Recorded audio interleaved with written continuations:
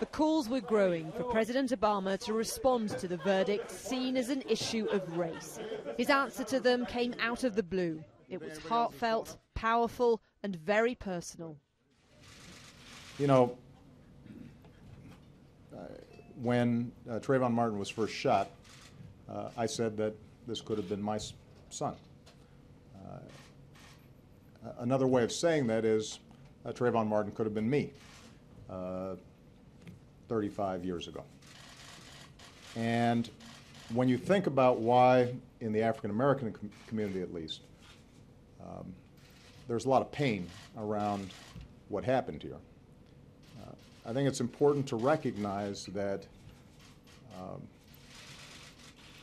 the African American community is looking at this issue through a set of experiences and a history that that doesn't go away.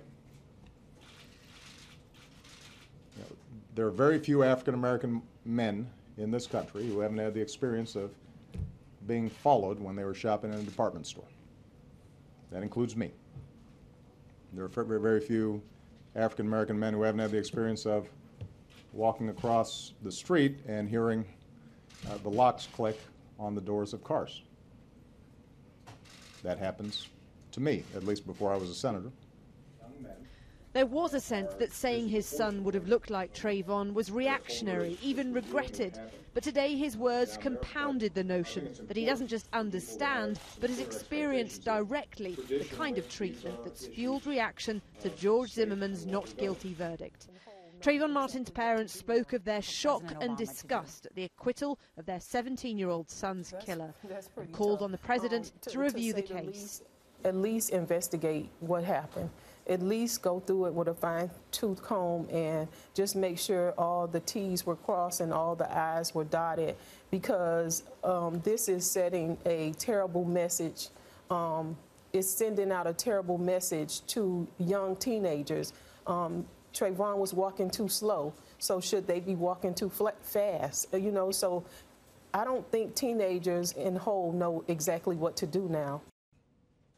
They may not have got their wish, but what they did get was rare empathy. Barack Obama hasn't spoken like this since his presidential campaign in 2008. He didn't overtly criticize the verdict, but he called the Stand Your Ground law ambiguous and said more needs to be done to reduce mistrust between the police and African American boys. There will be some who feel he's gone too far, but for many African Americans there will be a sense of relief that could calm the mood of a series of protests planned for the weekend. Thank you, guys.